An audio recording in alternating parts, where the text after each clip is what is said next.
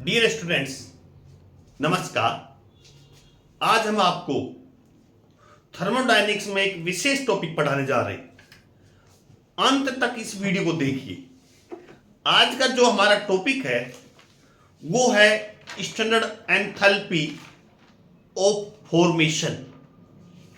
Standard enthalpy of formation, या कह सकते हैं स्टैंडर्ड मोलर, यहां मोल की बात होगी इसलिए standard molar enthalpy of formation कह सकते हैं। और किस सिंबल से दर्शाते हैं उसको, ये सिंबल रहा डेल एफ एच माइनस। ये है standard enthalpy of formation. Formation का मतलब समझ गए आप, निर्माण या कंपाउंड का निर्माण होगा। कंपाउंड यौगिक का निर्माण होगा और एक मोल यौगिक का निर्माण होगा। उस दौरान जो एंथैल्पी चेंज होती है उसी एंथैल्पी को हम standard enthalpy change of formation कहते हैं। यहां स्टैंडर्ड शब्द इसलिए है अगर जो एलिमेंट्स हैं जिससे वो कंपाउंड बनता है वो element should be in their reference state या standard states. Listen to definition of this standard enthalpy formation. The standard enthalpy of change for formation of one mole compound from its constituent elements in their most stable state of aggregation. मतलब जो elements है वो किस में होने चाहिए, most stable state में होने चाहिए ऑफ एग्रीगेशन। एग्रीगेशन मतलब संयुक्त होने की जो सबसे उपयुक्त मोस्ट स्टेबल स्टेट है एलिमेंट्स उस अवस्था में होने चाहिए, is called standard molar enthalpy of formation.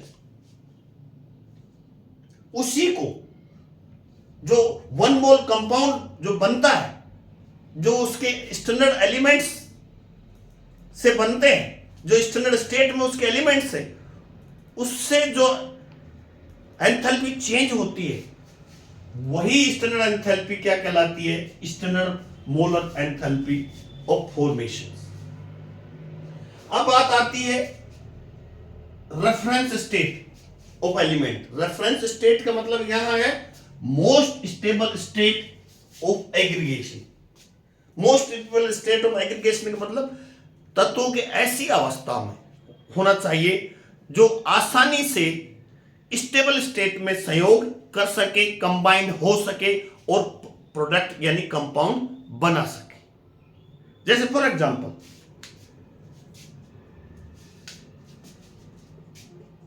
For dihydrogen, dihydrogen के लिए रेफरेंस स्टेट क्या है,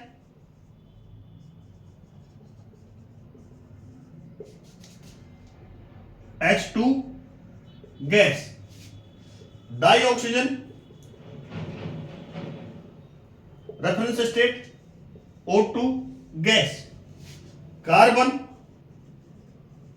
के लिए रेफरेंस स्टेट ध्यान रहे क्या है, ग्रेफाइट।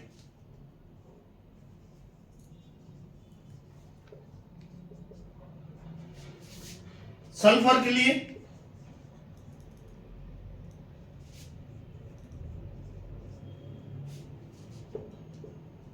Rhombic sulphur.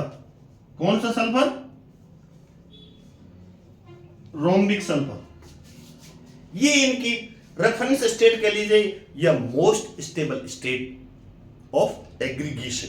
संयुक्त होने के लिए, कम रिएक्शन करने के लिए मोस्ट स्टेबल स्टेट एलिमेंट्स की होनी चाहिए जिससे ये रिएक्शन करके एक वन मोल कंपाउंड में परिवर्तित हो सके, चेंज हो सके। जो रेफरेंस स्टेट है वो उसके लिए टेम्परेचर चाहिए 25 डिग्री सेंटीग्रेड मीन्स 298 केल्विन और प्रेशर 1 बार। ये कंडीशन है रेफरेंस स्टेट की या स्टैंडर्ड स्टेट की, मोस्ट स्टेबल स्टेट की कंडीशन है टेम्परेचर किस टेम्परेचर पर? 25 डिग्री सेंटीग्रेड ताप और दाब 1 बार होना चाहिए। ठीक है, अब ध्यान दीजिए,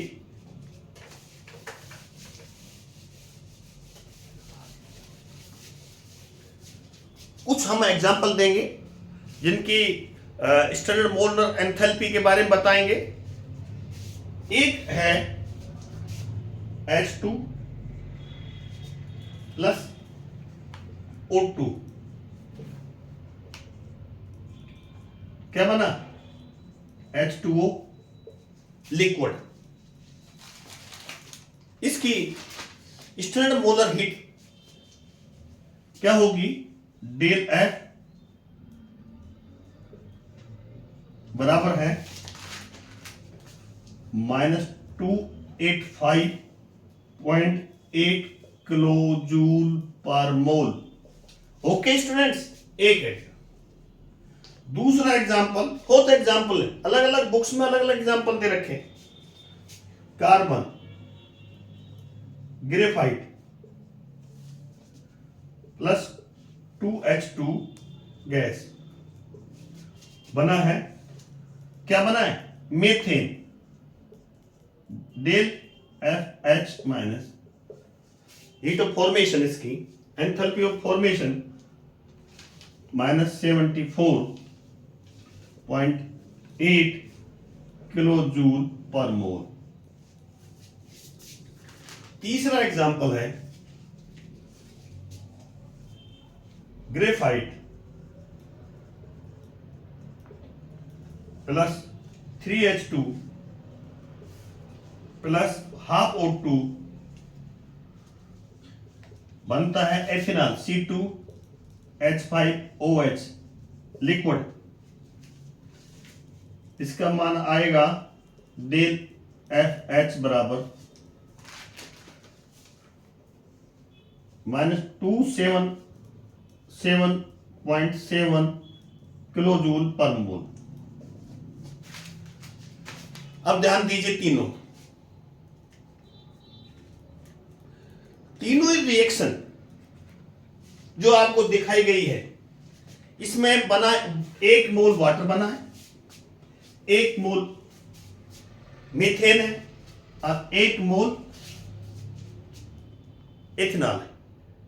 तो जो प्रोडक्ट बना है, जो कंपाउंड बनाएगा प्रोडक्ट, 1 मोल है। और जो इनके एलिमेंट्स हैं वो क्या है? रेफरेंस स्टेट में, स्टैंडर्ड स्टेट में। तो इनका जो ये हीट ऑफ फॉर्मेशन है, एंथैल्पी चेंज ऑफ फॉर्मेशन है, वो क्या कहलाएगी? Standard enthalpy change of reaction. जो इसका हीट ऑफ फॉर्मेशन है, एंथैल्पी फॉर्मेशन है, वही क्या होगी? Standard enthalpy change of reaction. क्योंकि यहां 1 मोल है, परिभाषा में भी देखो, डेफिनेशन में देख लीजिए, 1 मोल है, 1 मोल प्रोडक्ट बनाए। और जो इसके एलिमेंट्स हैं वो भी स्टैंडर्ड स्टेट में है, मोस्ट स्टेबल स्टेट में। इसलिए इन अभिक्रियाओं में जो standard enthalpy change of reaction है, वही फॉर्मेशन की एंथैल्पी है। क्लियर?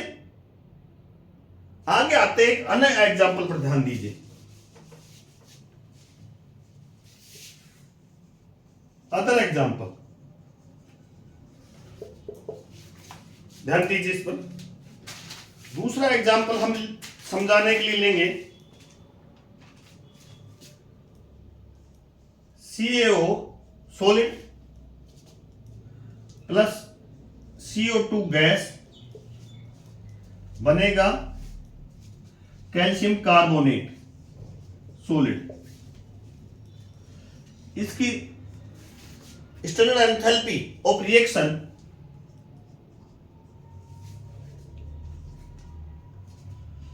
-178 किलो जूल पर मोल।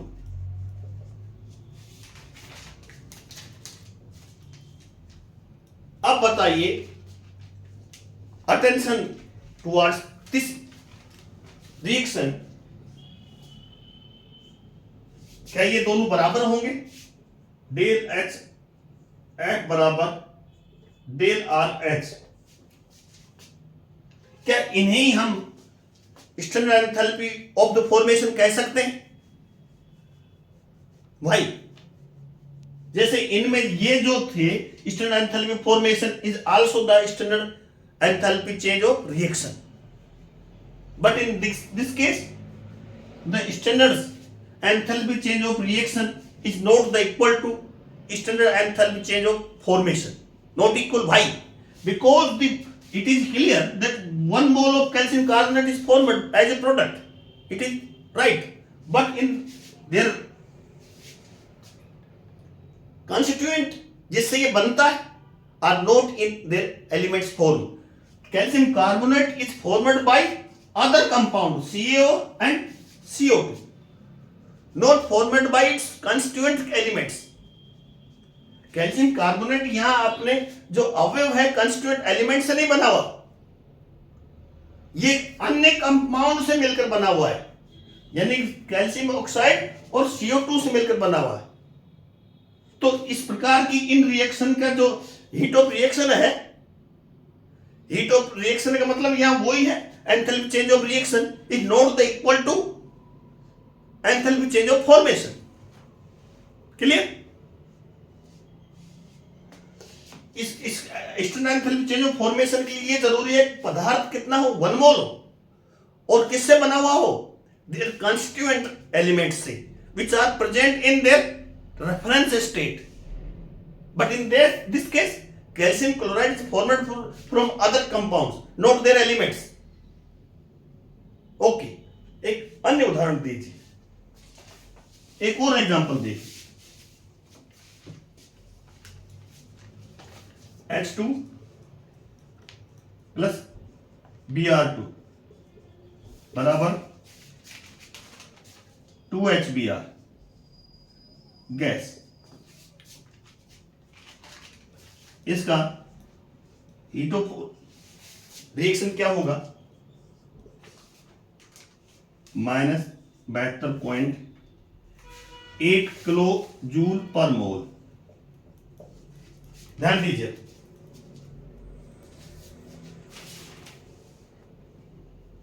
the heat of reaction, enthalpy change of reaction not the equal to heat of formation. ये इसके बराबर नहीं होगा, क्योंकि यहां प्रोडक्ट कितना है, कंपाउंड कितना बन रहा है, 2 मोल इंस्टीड ऑफ 1 मोल। 1 मोल की बजाय यहां कंपाउंड कितना बन रहा है, 2 मोल। तो हीट ऑफ रिएक्शन यानी कि heat of enthalpy of the reaction is the double of the heat of formation, दुगनी। It means del R H बराबर ये इक्वल होगा, ये बराबर कब होगा, इसका हम हाफ कर देंगे तब क्या आ जाएगी, 1 मोल HBr प्रोडक्ट बन जाएगा, कंपाउंड बन जाएगा। यदि हम इसका आधा कर दें, डिवाइडेड बाय 2 कर दें, तो क्या आ जाएगा, -36.8। This is the heat of formation. ये इस तरह से समझ लीजिए इसको, इनको 2 से डिवाइड कर दीजिए, डिवाइडेड बाय 2, तो 1H2G प्लस 1.5 Br2G बराबर HBr G। Okay, divided by 2 coefficient, then it is the equal to, this is known as heat of formation, half 36.4 kilo joule पर मोल। ओके, अब heat of reaction is equal to heat of formation, मतलब enthalpy change of the reaction is equal to standard enthalpy change of formation अब बराबर हुआ है। Clear? अब हम कुछ विशेष बात इसमें बताने जा रहे हैं। मुख्य बात जो आपको नोट करनी है, इसमें न्यूमेरिकल खूब पूछ जाते हैं। क्या पूछ जाते हैं? न्यूमेरिकल।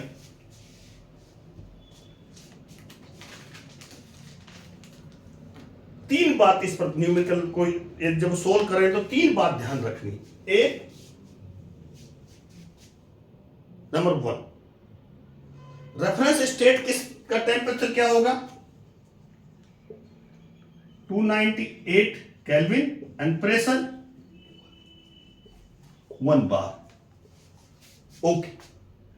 दूसरी बात,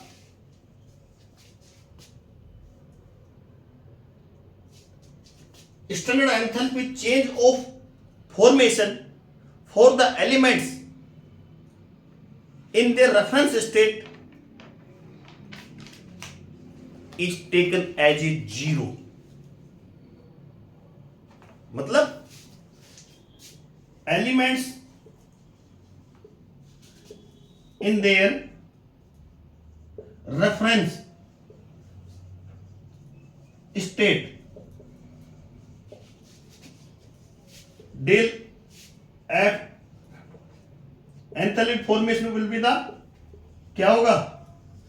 0। जो तत्व है जिससे वो कंपाउंड बना है यदि वो इस स्टेट में, रेफरेंस स्टेट में है, तो standard heat of standard enthalpy of the formation always 0। उसको शून्य मानना पड़ेगा आपको। तीसरा, स्टैंडर्ड एंथैल्पी फॉर्मेशन की सहायता से, with the help of the standard enthalpy formation we can calculate the standard enthalpy of reaction. We can calculate standard enthalpy of reaction. How? कैसे? ध्यान दीजिए, हमें यह कैलकुलेट करना है बच्चों, ध्यान दीजिए। Standard enthalpy of reaction AI, standard enthalpy of product minus BI, standard enthalpy of reactant. Product की स्टैंडर्ड एंथैल्पी में से क्या घटा देंगे? रिएक्टेंट्स के स्टैंडर्ड एंथैल्पी ऑफ फॉर्मेशन का मान घटाने से हमारे क्या आ जाएगी? स्टैंडर्ड एंथैल्पी ऑफ रिएक्शन का मान प्राप्त हो जाएगा। ये तीन बात इस न्यूमेरिकल में ध्यान रखना। 0 होता है और ये। अब हम एक आपको न्यूमेरिकल देंगे।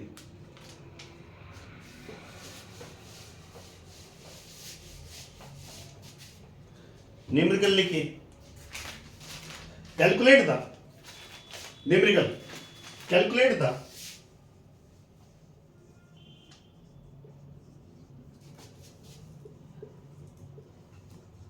Standard enthalpy of reaction for following reaction, for following reaction. ये आपका क्वेश्चन है। रिएक्शन क्या है? रिएक्शन है CaCO3 CaO plus CO2 giving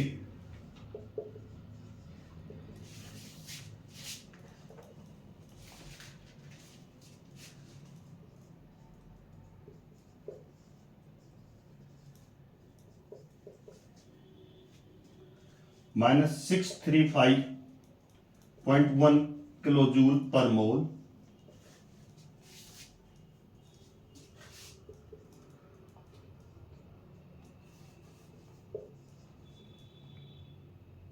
CO2 minus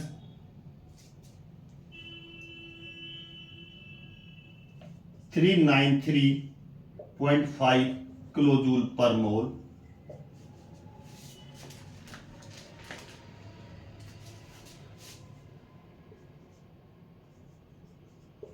calcium carbonate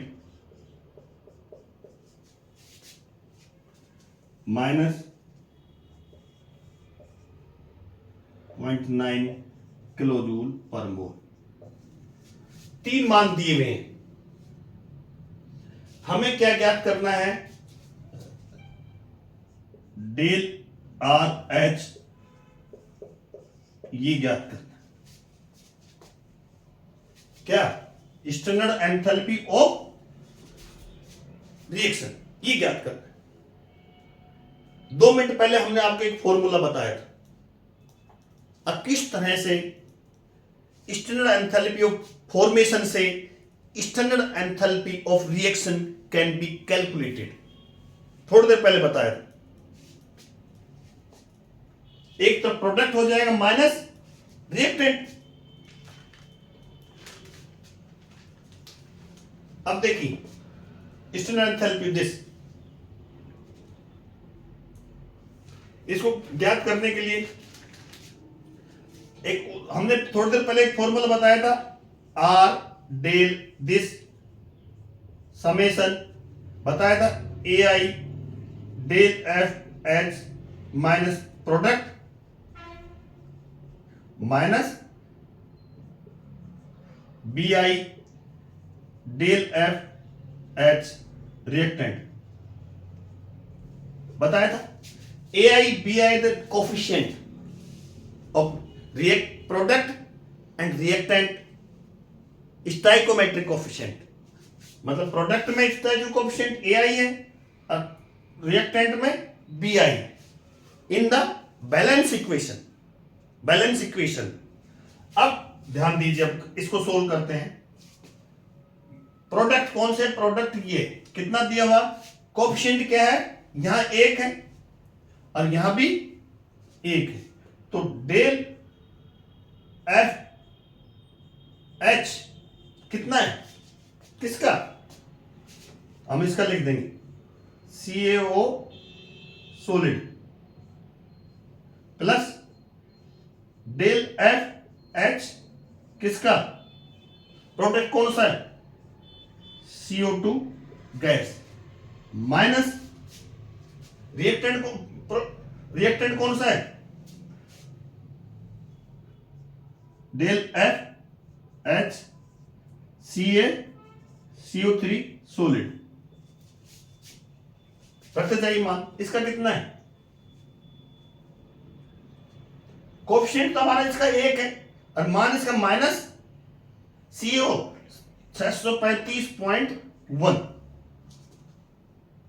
plus CO2 का कितना है?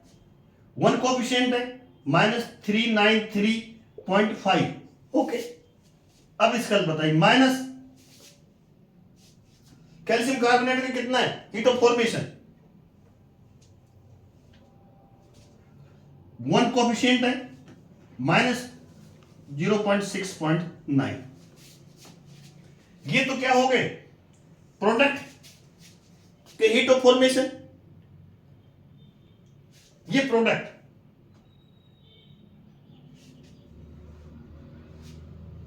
ध्यान दीजिए क्या, कैल्शियम कार्बोनेट CO2, ये CO, ये तो प्रोडक्ट हो गए, CaOS प्रोडक्ट, CO2 प्रोडक्ट और ये रिएक्टेंट है। मैं जो रिएक्शन कह रहा हूं उल्टी नहीं, ये यही रिएक्शन है। ये प्रोडक्ट है और यहां ये रिएक्टेंट है। अब क्या बचा? माइनस कीजिए, इन दोनों को जोड़ दीजिए, इनको में से घटाइए, तो इसका आंसर आएगा 178.3 किलो जूल पर मोल। क्या क्या आया? ये standard enthalpy change of reaction. मान क्या क्या दे रखे थे हमने? स्टैंडर्ड एंथैल्पी ऑफ फॉर्मेशन, इनकी वैल्यू दे रखी थी। स्टैंडर्ड एंथैल्पी फॉर्मेशन किसका? CO, standard enthalpy of formation CO2 और standard enthalpy of formation of calcium carbonate. इन मानों की सहायता से हमने क्या ज्ञात किया? क्या ज्ञात किया? Standard enthalpy of reaction R। तो अभी क्रिया कैसी हुई? एंडोथर्मिक हुई है? बताइए। एक्सोथर्मिक हुई? यहां प्लस है, एंडोथर्मिक रिएक्शन हुई। एंडोथर्मिक रिएक्शन हुई। ये रिएक्शन एंडोथर्मिक उष्मा मुक्त हो, मतलब प्लस का मतलब क्या है? उष्मा अवशोषित होती है, हीट एब्जॉर्ब होती है, हीट एब्जॉर्ब होती है प्लस में। एक्सो का मतलब हीट निकलना, माइनस। अब पुनः सुन लीजिए, ये पूरा प्लस है, यह हीट मुक्त नहीं हो रही, यह हीट अवशोषित हो रही है। तो यहां ये क्या होगी? ध्यान रहना चाहिए, प्लस माइनस का आप कंफ्यूज हो जाते हो। प्लस का अर्थ होता है अब हीट अवशोषित हो रही है, हीट एब्जॉर्ब है। माइनस का मतलब हीट मुक्त हो रही है, हीट निकल रही है।